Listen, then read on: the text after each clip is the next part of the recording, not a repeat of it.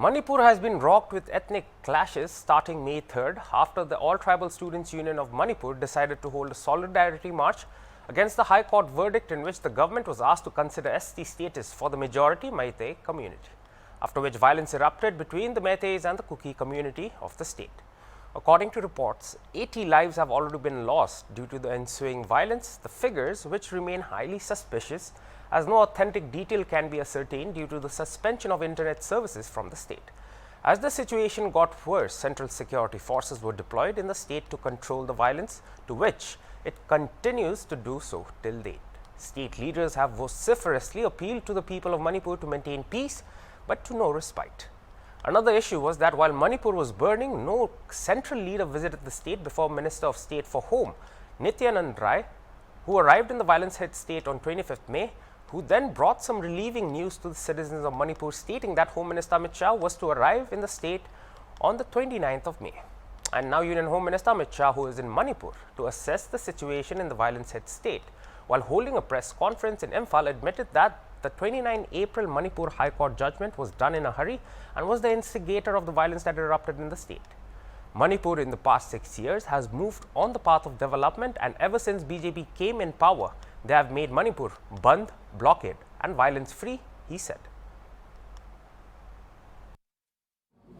मणिपुर की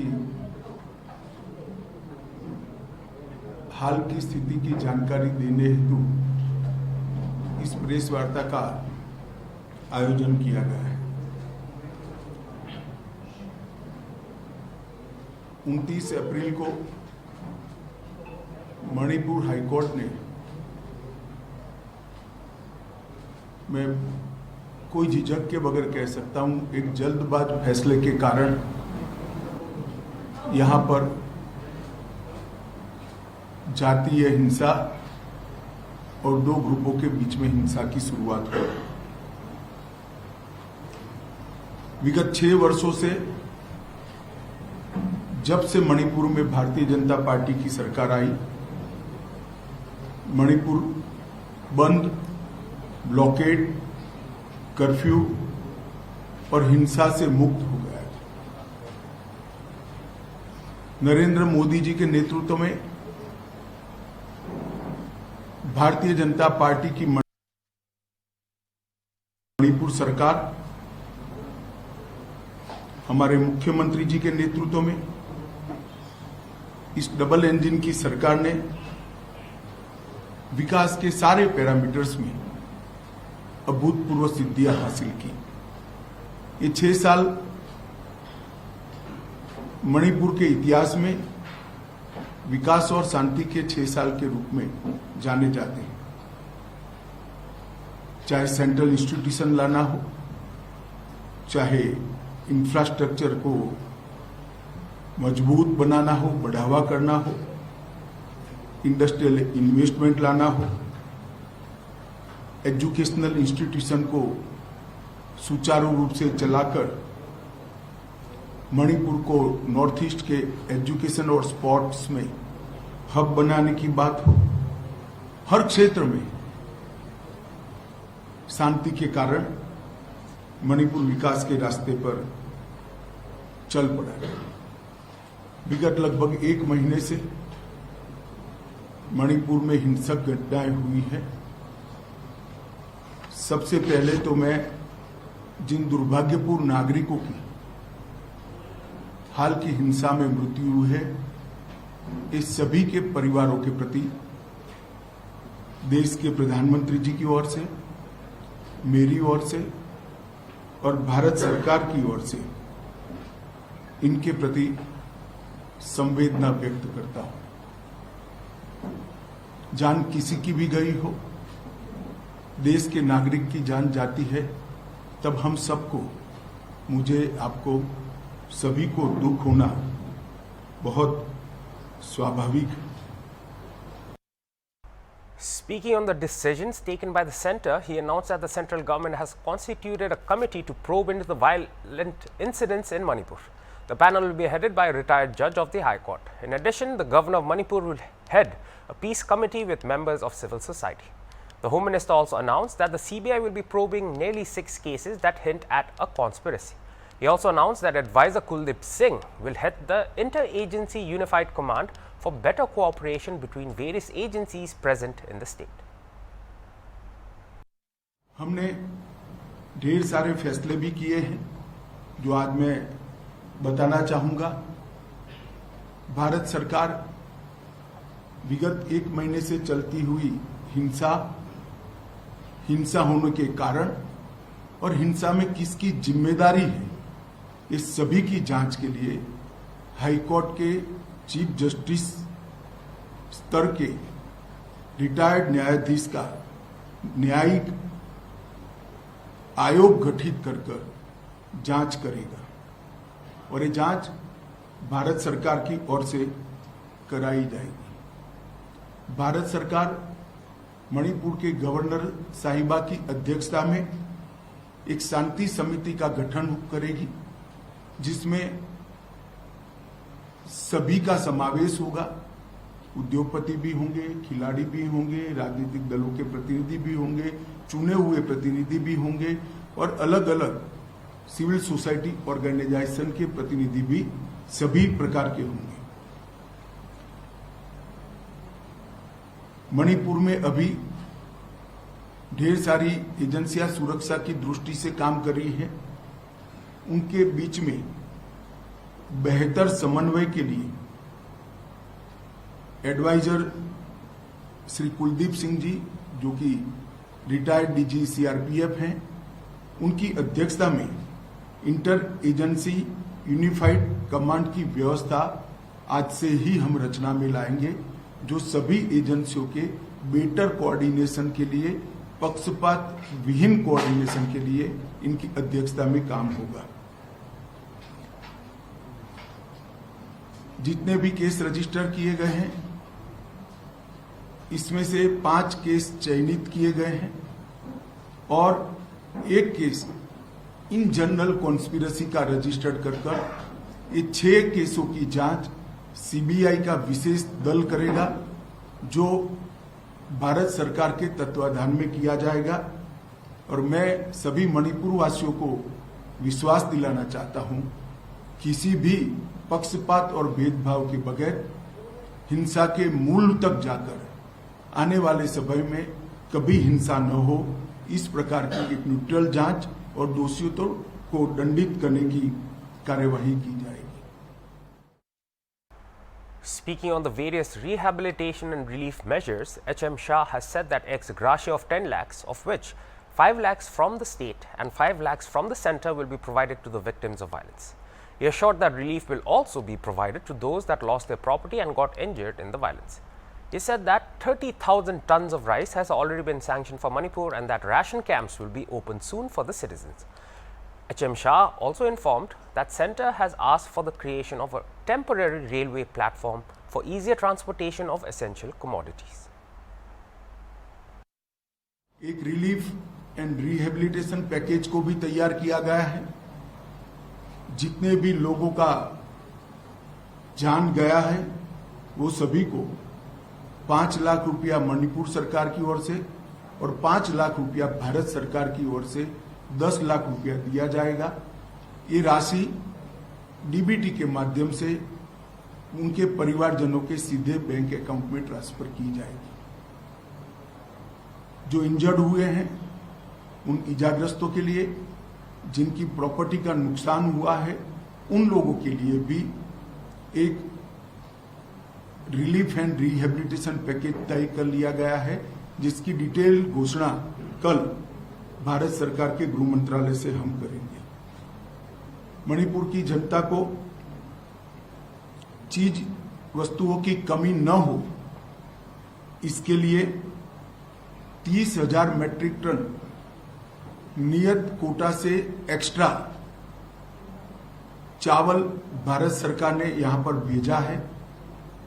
वो चावल 15,000 मैट्रिक टन के 2 महीने तक 15,000 मैट्रिक टन भेजा जाएगा।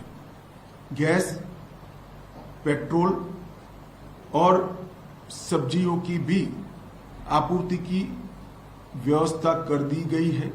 सारी चीजें ऑन वे हैं और उनके वितरण के लिए सस्ता अनाज की जो दुकान है इसके अलावे एक अलग से कैंप खोला जाएगा जहां उनके इलेक्ट्रॉनिक राशन कार्ड से भी अनाज मिलेगा और जिनको परचेस कर चाहिए उसको भी मिलेगा। वहां से सब्जियां भी बांटी जाएगी, दवाइयां भी बेची जाएगी और पेट्रोल पंप कुछ चयनित कर दिए गए हैं, लगभग 15 पेट्रोल पंप जो दिन रात खुले रहेंगे जिससे पेट्रोल की किल्लत यहाँ पर हो न सके। आवाजाही में आप सभी जानते हैं थोड़ी दिक्कत है, इसलिए खोनसेंग रेलवे स्टेशन अभी पूरा नहीं बना है मगर लाइन तैयार हो गई है, तो हमने टेम्पररी प्लेटफॉर्म बनाने का निर्णय किया है जो एक ही सप्ताह में बन जाएगा। तो रेल से भारत के बाकी हिस्सों से मणिपुर की आपूर्ति करने के लिए ये बहुत बड़ी सुविधा होगी। युद्ध स्तर पर ये प्लेटफॉर्म बनाने की कार्यवाही कल से ही शुरू हो गई है। मैं आशा करता हूं कि 4-5 दिन के अंदर ही हम रेल के माध्यम से यहाँ आपूर्ति शुरू कर देंगे। तो रेल जब आना शुरू होगी तो चीजों की कमी में बहुत सुधार हो जाएगा।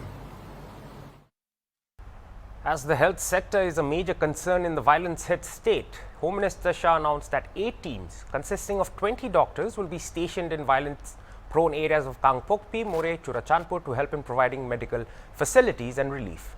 And if needed, such a team will also be constituted for Imphal with the help of Assam's doctors. For the students, Home Minister Shah assured that the Central Education Ministry is in talks with the State Education Ministry to form a composite plan which will be out within a couple of days so as to not affect the education of students in Manipur. दोनों और लोग shift हो गए, इसके कारण medical doctor की भी असुविधा विशेषकर कुकी भाइयों के क्षेत्र में हुई है। भारत सरकार ने 8 टीमें जिसमें 20 डबल ग्रेजुएट डॉक्टर होंगे, वो डॉक्टरों के साथ उनकी टीमें भी होंगी। वो टीमें वहां से रवाना हो चुकी है। 3 टीम पहुंच चुकी है और 5 टीम आज शाम तक यहां रिपोर्ट कर देगी, जो मोरे, चूड़ाचांदपुर और कॉम्पॉक्टी के एरिया में क्षेत्रों में मेडिकल सुविधाओं का काम करेगी। और बाद में इम्फाल में भी अगर ये क्राइसिस होती है तो असम सरकार के डॉक्टर लाने की भी हमने व्यवस्था की है। कॉम्पिटिटिव एग्जाम और शिक्षा में मणिपुर के विद्यार्थियों को कोई व्यवधान न हो, इसलिए भारत सरकार के शिक्षा विभाग के उच्च अधिकारी आज यहां पहुंच चुके हैं। उनका और मणिपुर के शिक्षा विभाग के अधिकारियों का मीटिंग होने के बाद एक कॉन्क्रीट प्लान जिससे कि बच्चों की पढ़ाई लिखाई बाधित न हो उसको हम बनाएंगे, जिसमें ऑनलाइन एजुकेशन, ऑनलाइन एग्जामिनेशन और डिस्टेंस टीचिंग की भी व्यवस्था की जाएगी। ये सारी व्यवस्था को हम 2 दिन के अंदर एक फाइनल स्वरूप दे देंगे जिससे बच्चों की शिक्षा में और एग्जामिनेशन में किसी भी प्रकार का व्यवधान न हो। Home Minister Amit Shah also informed that the centre is in talks with the High Court to expedite cases in violence-prone areas through various means available. He further announced that helicopter services will soon begin in those areas with nominal fares. A Joint Secretary rank official of the Home Ministry, along with 5 directors from various ministries, will be stationed in Manipur to oversee that all these decisions are put into action, he said. For permanent solution, Home Minister Shah said that border fencing in the Indo-Myanmar border has begun and that biometrics and eye impressions will begin soon for foreign nationals. Manipur के कुछ हिस्सों से आने में तकलीफ है। हम high court के साथ चर्चा कर रहे हैं। 3 जगह पे वर्चुअल माध्यम से अपीयर हो सके इस प्रकार की व्यवस्था की है, करने जा रहे हैं हम चूड़ाचांदपुर, मोरे और कॉम्पॉक्टी में, जहां से मणिपुर हाईकोर्ट में सीधी अपनी बहस भी कर सकेंगे और हाईकोर्ट लिबरल तरीके से उनको जब तक स्थिति नॉर्मल नहीं हो जाती डेट भी दे पाएगी। इससे काम करने में काफी सरलता होगी। आवाजाही की सरलता से के लिए ये तीनों क्षेत्रों से एक अस्थायी हेलीकॉप्टर यातायात की व्यवस्था भी हम करने जा रहे हैं। जो सिर्फ 2,000 रुपया पर पर्सन के रेट से इन लोगों को एयरपोर्ट तक छोड़ देगा और इंटरनल ट्रांसपोर्टेशन की भी व्यवस्था हेलीकॉप्टर के माध्यम से हम करेंगे। भारत सरकार और मणिपुर सरकार ने हेलीकॉप्टर सेवा का बाकी खर्चा भारत सरकार और मणिपुर सरकार उठाएगी, जैसे सुदूर क्षेत्रों में आवागमन में किसी भी प्रकार की कोई दिक्कत न हो। ये सभी प्रकार की व्यवस्था सुचारू रूप से चले, इसलिए एक जॉइंट सेक्रेटरी स्तर के गृह विभाग के अधिकारी मणिपुर में उपस्थित रहेंगे और 5 डायरेक्टर स्तर के अधिकारी भारत सरकार के अलग अलग मंत्रालय के यहाँ पर उपस्थित रहेंगे।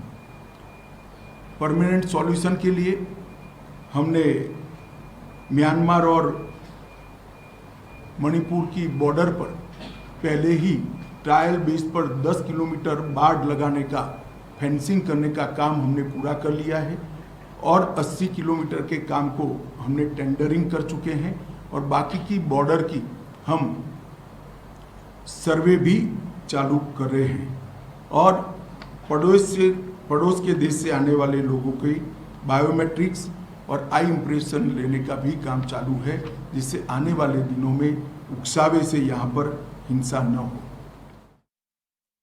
In his concluding remarks, Home Minister Shah appealed to all citizens of Manipur to not believe in rumors. He said that the violence in Manipur erupted due to misunderstanding. He strongly warned all the suspension of operation groups not to violate the terms and conditions and said that the centre will take strict action if found violating the agreement. He then appealed to all those with arms to surrender their weapons at the nearest police station. Police combing operations will begin tomorrow and those caught with weapons will face stringent actions and all sections of IPC will be put on the individual. He then appealed to all the civil society organizations of both communities not to aggravate the situation and collectively work in ensuring and bringing back peace to the state. सभी मणिपुर वासियों के से appeal है कि आप कृपया अफवाहों पे ध्यान न दें। अफवाहों के निरसन के लिए यहाँ पर कुछ टोल फ्री नंबर बनाए गए हैं, इधर और साइड से शांति बनाए रखें। मणिपुर में शांति के कारण विकास का एक नया युग 6 साल से चल रहा था। कोर्ट के एक फैसले के कारण, थोड़ी मिसअंडरस्टैंडिंग के कारण ये मनमुटाव हुआ है। मुझे भरोसा है कि मणिपुर की जनता आपसी सद्भाव के साथ चर्चा कर जल्दी इसका निपटारा लाएगी। जहां तक केंद्र सरकार का सवाल है, मैं एक स्थिति स्पष्ट कर देना चाहता हूं। मैं सू ग्रुप वालों को भी एक कठोर संदेश देना चाहता हूं कि सू एग्रीमेंट का किसी भी प्रकार का वायोलेशन, किसी भी प्रकार का विचलन बहुत सख्ती से साथ लिया जाएगा और वो समझौते के भंग के रूप में लिया जाएगा। तो कृपया समझौते की सभी शर्तों का कठोरता से आप पालन करिए। आज से हम इसको बहुत स्ट्रिक्टली मॉनिटर करेंगे और जिन लोगों के पास हथियार हैं उनसे भी मैं अपील करना चाहता हूं कि अपने अपने हथियार पुलिस के सामने सरेंडर कर दें। कल से पुलिस कॉम्बिंग ऑपरेशन करेगी और कॉम्बिंग ऑपरेशन करने के बाद जिनके पास से हथियार मिलेंगे उन पर कठोर न्यायिक धाराएं लगाई जाएंगी। तो मेरा सभी से अपील है कि जिनके पास हथियार हैं वो सभी लोग पुलिस के सामने अपने हथियारों को सरेंडर कर दें। मैं सभी सिविल सोसाइटी ऑर्गेनाइजेशन से भी निवेदन करना चाहता हूं कि अफवाहों पर ध्यान न दें। समय शांति बनाने का है, समाज के अंदर सद्भावना बढ़ाने का है और जिस काम के लिए आप लोगों ने ऑर्गेनाइजेशन बनाया है, मैं मानता हूं वो काम यही है। तो आप लोग कृपया दोनों साइड से शांति बनाने का, चर्चा का और सद्भाव बढ़ाने का माहौल बनाए, ऐसी मेरी आप सबसे विनती है। धन्यवाद।